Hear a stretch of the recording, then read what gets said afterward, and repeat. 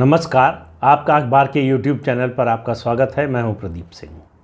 भ्रष्टाचार, भ्रष्टाचारी और भ्रष्टाचारियों के संरक्षक तीनों खतरे में हैं। दो खबरें हैं, एक पश्चिम बंगाल की, एक दिल्ली की।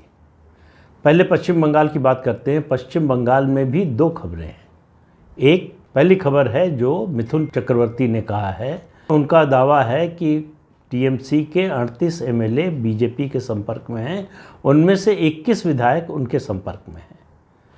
और जाहिर है कि वो विधायक संपर्क में इसलिए नहीं है बीजेपी के या मिथुन चक्रवर्ती के कि वो टीएमसी के नेतृत्व से या पार्टी से बहुत खुश हैं। जाहिर है कि ये नाराज़ और असंतुष्ट हैं। लेकिन अगर आपको याद हो तो 2019 के चुनाव से पहले, लोकसभा चुनाव से पहले बीजेपी ने एक ऐसा ही दावा उस समय भी किया था कि टीएमसी के बहुत सारे विधायक हमारे संपर्क में हैं। लेकिन उसका क्या नतीजा निकला सबको पता है। क्या इस बार भी ऐसा ही है? क्या ये सिर्फ माहौल बनाने के लिए है? ऐसा लग रहा था जब तक कुणाल घोष का बयान नहीं आया, उनका ट्वीट सामने नहीं आया। कुणाल घोष जो पार्टी के प्रवक्ता भी हैं, महामंत्री भी हैं और सांसद भी हैं, उन्होंने ट्वीट करके कहा कि पार्थ चटर्जी को तुरंत बर्खास्त किया जाना चाहिए। तो पार्टी के अंदर से ये पहली मांग, और पहली मांग ये किसी कार्यकर्ता की ओर से नहीं, एक प्रमुख नेता की ओर से आई। तो इससे लगा कि पार्टी में पार्थ चटर्जी के मुद्दे को लेकर असंतोष है, यानी भ्रष्टाचार को लेकर असंतोष है। ऐसा नहीं कि टीएमसी में सब के सब भ्रष्टाचारी हैं, बहुत से लोग हैं। भ्रष्टाचार और टीएमसी का वैसा ही नाता है जैसा कांग्रेस और भ्रष्टाचार का। तो इसलिए दोनों में ज़्यादा फर्क नहीं है, डीएनए भी एक ही है, तो इसलिए ज़्यादा फर्क होना भी नहीं चाहिए। लेकिन चुप्पी 3 दिन तक टीएमसी की पार्थ चटर्जी की गिरफ्तारी पर ये चकित करने वाली है। ममता बनर्जी की चुप्पी उससे ज़्यादा चकित करने वाली है। लेकिन कुणाल घोष की ये ट्वीट, इसका मतलब पार्टी के अंदर से बढ़ते दबाव के कारण ममता बनर्जी को मजबूरन गुरुवार को पार्थ चटर्जी को मंत्रिमंडल से बर्खास्त करना पड़ा। तो पार्थ चटर्जी को लेकर जो दूसरी खबर है वो ये है कि उनके बारे में, और उनकी जो दोस्त हैं अर्पिता मुखर्जी, जिनके यहाँ से अब तक 50 करोड़ रुपए कैश बरामद हो चुके हैं 2000 और 500 के नोट में। उसके अलावा सोना, चांदी, विदेशी मुद्रा और तमाम प्रॉपर्टीज़ के दस्तावेज, ये सब कुछ बरामद हो चुका है। और इसे टिप ऑफ द आइसबर्ग कहा जा रहा है। लेकिन ये टिप ऑफ किया किसने? जांच एजेंसी तक ये सूचना पहुंचाई किसने? पश्चिम बंगाल में जो चर्चा है, ख़ास तौर से टीएमसी के अंदर, उसको माने तो ये चर्चा, ये खबर जो है, ये अंदरूनी लोगों ने, अंदर के ही, यानी टीएमसी के ही किसी जानकार ने, जिसको मालूम था कि कहाँ पैसा है, किसके पास पैसा है, उसी ने पहुंचाई है।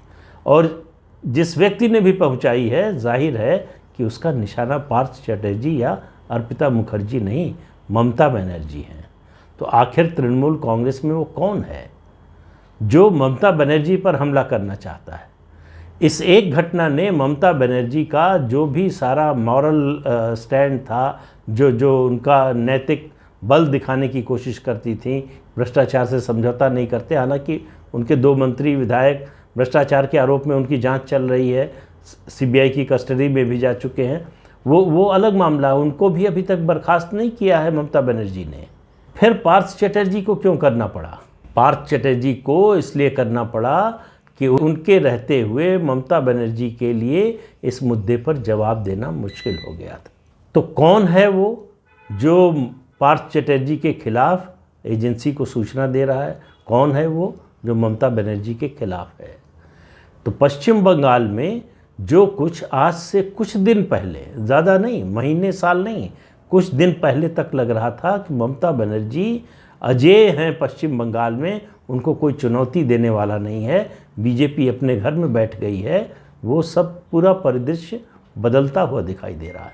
बीजेपी सड़क पर आ गई है, सीपीएम भी सांस लेना शुरू कर दिया है, सीपीएम ने, वो भी सड़क पर आ गई है।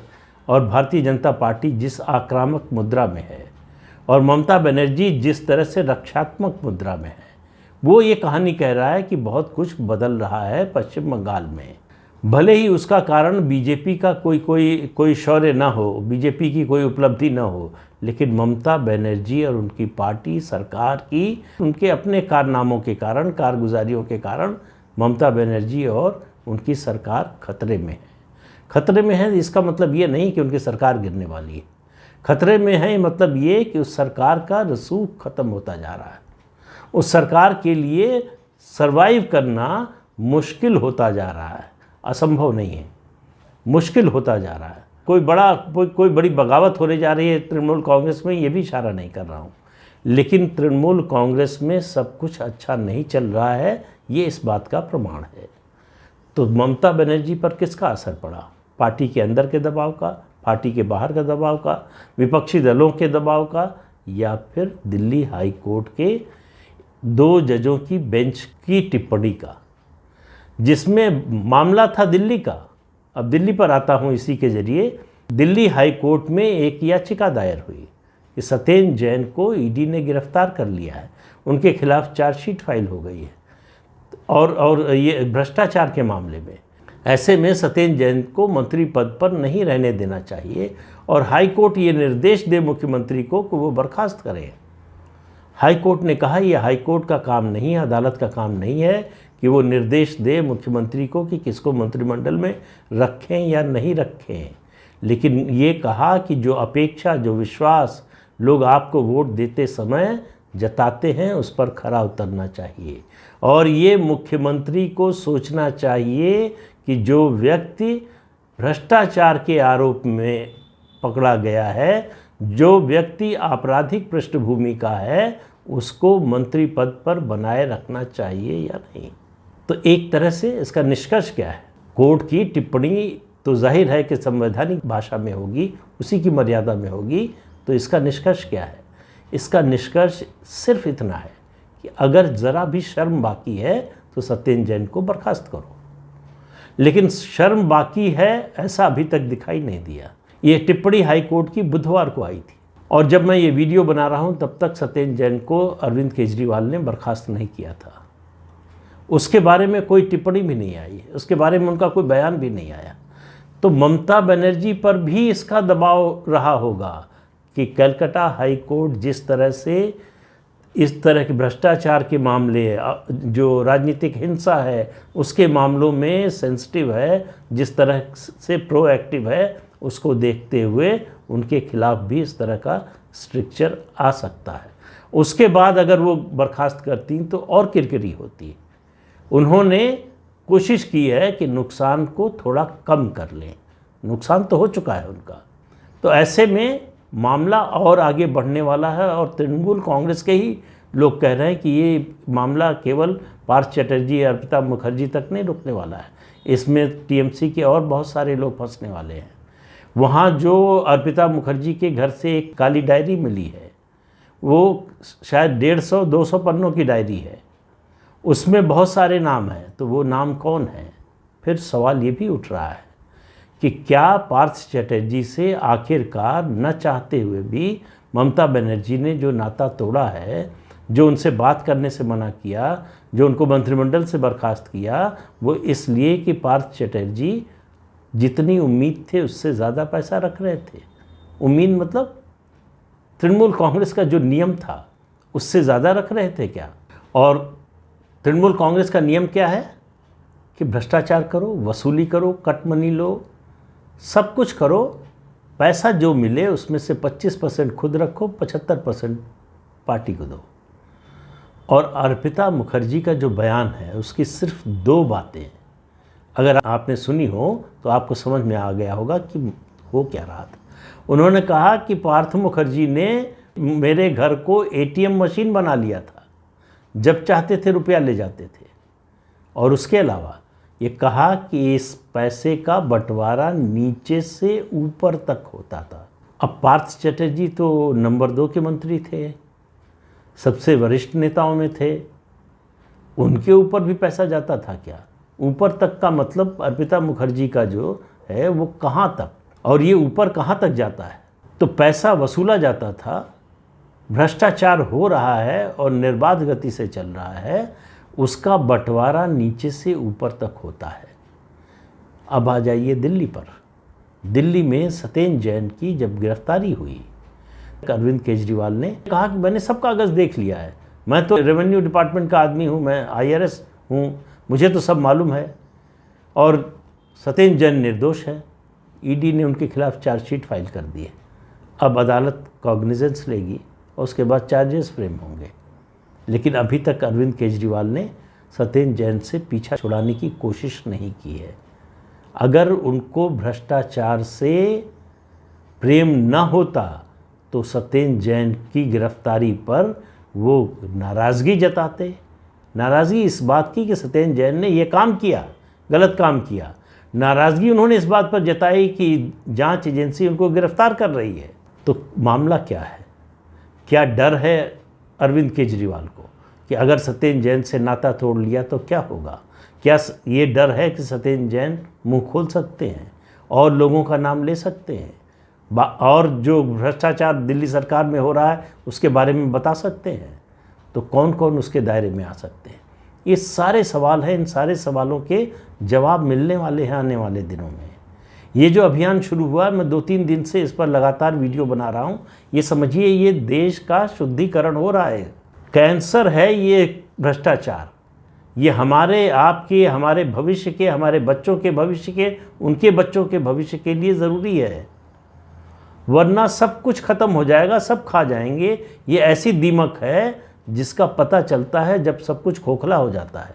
देश की हालत वही कर दी है। तो भ्रष्टाचार के खिलाफ लड़ाई में जो भी भ्रष्टाचारियों का साथ दे उसका विरोध करना चाहिए बिना आगा पीछा सोचे। ऐसे लोग समाज के लिए खतरा है, ऐसे लोग देश के लिए खतरा है, ऐसे लोग मानवता के लिए भी खतरा है। तो ऐसे लोगों का साथ बिल्कुल नहीं देना चाहिए। तो 2 मुख्यमंत्री, दोनों के सामने प्रश्न ये था कि अपने भ्रष्ट मंत्री का साथ दें या साथ छोड़ दें। भ्रष्ट मंत्री के बारे में, उसके भ्रष्टाचार के बारे में दोनों को पता था।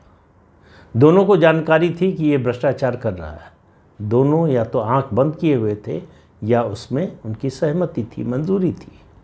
इसका पता तो आगे जांच में चलेगा, जब ये ऊपर तक वाला मामला खुलेगा और पता चलेगा सत्येंद्र जैन ने जो किया वो सब सिर्फ अपने लिए किया या पार्टी में और लोग भी शामिल थे या सरकार में और लोग भी शामिल थे। तो 2 मुख्यमंत्रियों में आप देखिए कि स्टैंड दोनों का फ़र्क आप देखिए। ममता बनर्जी में इसका मतलब आँख की थोड़ी शर्म बची हुई है, अरविंद केजरीवाल में वो भी नहीं बची हुई। ऐसे समय जब उनका एक मंत्री और उनका सबसे करीबी मंत्री, ऐसा व्यक्ति जिससे पारिवारिक संबंध है, वो जेल में है भ्रष्टाचार के आरोप में, अरविंद केजरीवाल की प्राथमिकता क्या है? पंजाब सरकार से Z+ सिक्योरिटी लेना।